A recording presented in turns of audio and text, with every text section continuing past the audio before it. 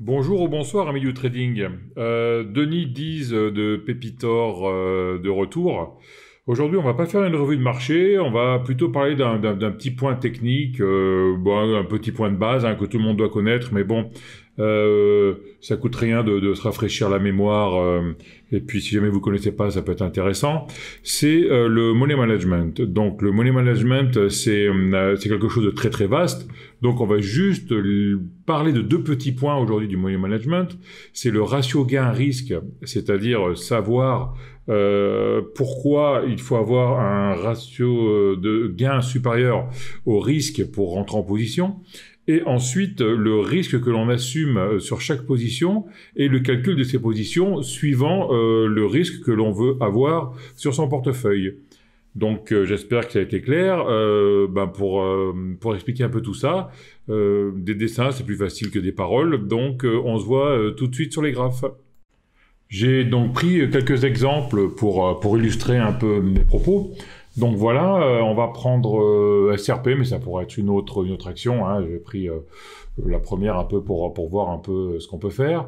Donc on va cadrer l'action. On va dire par exemple, je vais prendre sur le breakout des 3,24. Voilà, 3,24 pour aller chercher les plus hauts, les 3,85. Et si jamais ça se passe mal, je vais mettre un stop sur les 2,65. Voilà. Alors ça, c'est un trade bon ou c'est un trade pas bon? Donc ça peut être un trade bon, tout dépend de comment est le marché, de comment est l'action, etc. Graphiquement. Mais est-ce que c'est intéressant de prendre ce trade? Donc, on va voir la distance du breakout, je me suis trompé, la distance à l'intervalle de prix, ce sera mieux. La distance du breakout au stop, c'est 17,83%. Et la distance du breakout à la target, c'est 18,27%. 18%. Donc, ce qui veut dire qu'on a le ratio gain-risque est de 1. C'est-à-dire que si on gagne, on va gagner 18%. Si on perd, on va perdre 18%. Qu'est-ce que ça veut dire?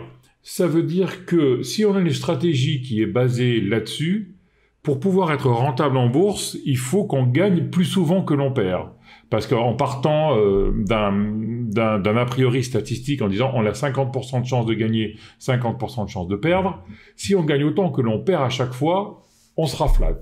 Donc, jamais on pourrait être gagnant en bourse. Voilà pour ce premier exemple. Ensuite, j'ai repéré quelque chose aussi sur cette même action, mais en 5 minutes.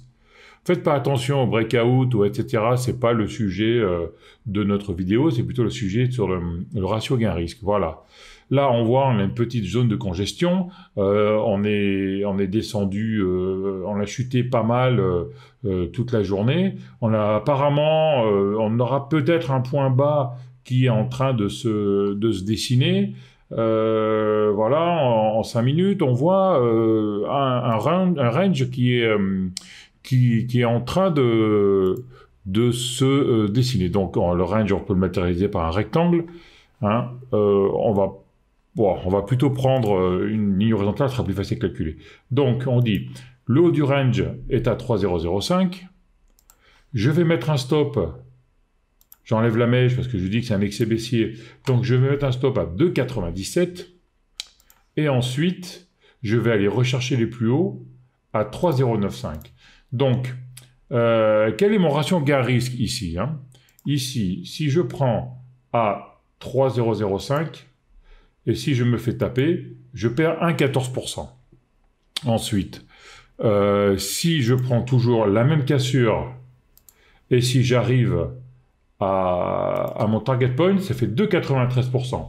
Donc, on a un ratio gain-risque de 2 fois et demi. Donc, pour faire plus simple, on va dire 1 pour 3. Donc, c'est-à-dire que si on prend que des trades dans cette configuration, c'est-à-dire avec des ratios de 1 pour 3, pour être gagnant, pour être à jeu, pour ne pas perdre, il suffira de perdre 3 trades et d'en gagner un. Et dans ce cas-là, on sera flat. Si jamais on arrive à perdre 3 3 trades et en gagner 2, on sera gagnant. Et statistiquement parlant, si on vient comme avant en disant qu'on gagne une fois et qu'on perd une fois, eh ben là, on est sûr d'être gagnant, parce qu'on gagnera 3 fois plus que l'on va perdre. Donc, c'est vraiment très important d'avoir un ratio gain-risque mesuré. Une autre action, je vais prendre LDLC par exemple. Alors j'avais remarqué quelque chose en daily, voilà, en daily. On a donc, on est à 54,4 actuellement. Je me dis, je vais prendre la cassure du prochain plus haut, à 56,7. 56,7 pour aller rechercher les 63,8 qui sont les plus hauts de l'année. Je vois là que j'ai une mèche basse, mais bon, pour pas mettre un stop aussi loin, je vois que j'ai un gap. Je dis, on a déjà fermé ce gap, mais bon, le gap a matérialisé un support, donc je vais mettre mon stop sur le support. Qu'est-ce qu'on a là? On a un risque de perte de 8,84% et un risque de gain de 12%. Donc c'est presque un ratio 1 pour 2. Donc en ayant une stratégie comme ça, on sera toujours gagnant, mais pas tout le temps en fait. Il faudra vraiment avoir un ratio, un taux de réussite de trade plus important qu'un taux d'échec. Ensuite, si on prend on va rester sur LDLC pour calculer ensuite la taille des positions. Voilà. Donc pour les positions, j'ai fait un petit fichier Excel. Je prends un exemple d'une taille de portefeuille de 20 000 €. Je suis prêt à assumer 1% de perte par trade. C'est-à-dire que pour avoir perdu tout mon capital, il faut que je perde 100 trades. Donc ça me laisse beaucoup de trades à essayer et beaucoup d'échecs quand même successifs à avoir. Ce qui me donne donc une perte par trade moyen de 200. C'est-à-dire que si je perds 100 trades à 200 € par trade, 20 000, j'ai plus rien, je suis à zéro. Donc après, ça évidemment, on peut le recalculer. Si jamais on a une taille de portefeuille à 100 000 et qu'on décide de prendre un peu plus de risque de 2% de perte par trade, donc on voit vraiment que tout change. Donc on va rester sur les 20 000 pour les 20 000 et les 1% pour faire quelque chose de simple. Donc en plus là, psychologiquement, on sait que jusqu'à 200 €, il n'y a pas de problème. C'est-à-dire qu'on peut perdre 100 fois 200 € avant de tout perdre. Évidemment, bon, c'est pas le but du jeu, mais psychologiquement, ça peut être intéressant. Donc, on va prendre LDLC. LDLC, entrée à 56,7. Donc, LDLC, avec une entrée à 56,7, un stop loss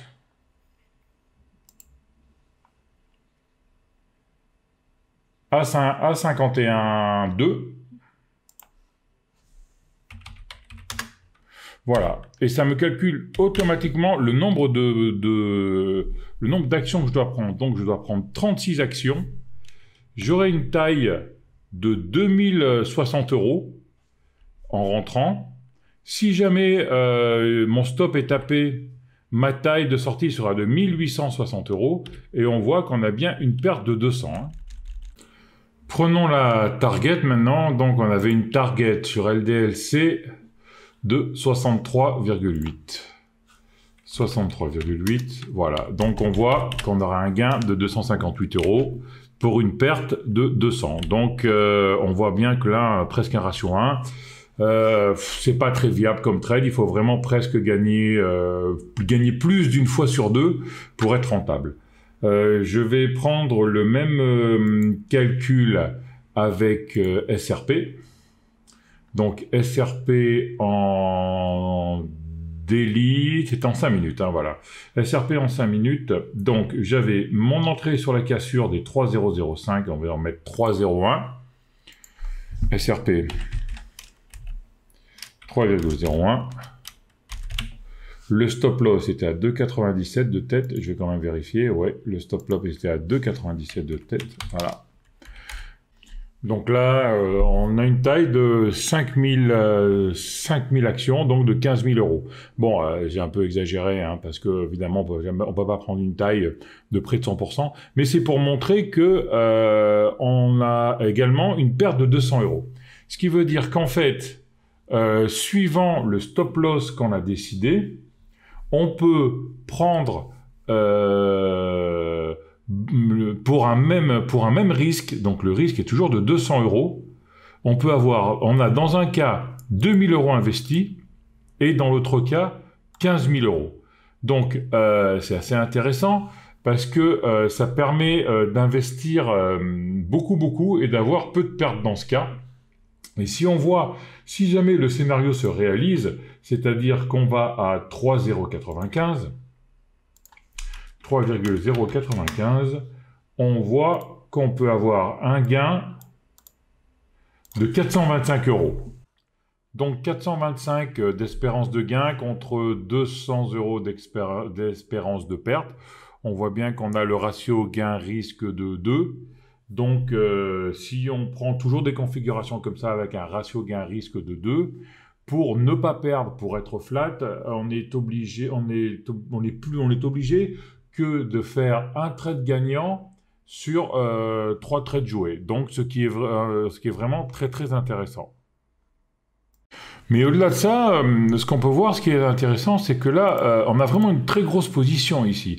Très grosse position avec un risque presque nul. Donc, si jamais après on passe les 3,09, on se met à break-even et là, on peut vraiment avoir beaucoup de gains. Donc, c'était juste pour vous expliquer un peu que le money management est très intéressant et que plutôt que de prendre de manière automatique toujours les mêmes positions, c'est des fois plus intéressant de faire ce petit calcul qui est un fichier Excel qui est vite fait pour avoir vraiment savoir le risque qu'on a à chaque fois. Et quand on sait le risque qu'on a, eh ben vraiment au niveau psychologique, on est plus libéré dans son trade. Voilà, j'espère que ça vous a plu. C'était quelque chose d'assez simple. On se voit rapidement, soit pour un débrief de marché et pour proposer quelques actions comme d'habitude, ou alors sur un petit point technique, peut-être le stop loss, pourquoi pas. Amis du trading, je vous remercie d'avoir vu cette vidéo. C'était Denis 10 de Pépitor. Au revoir, à la prochaine.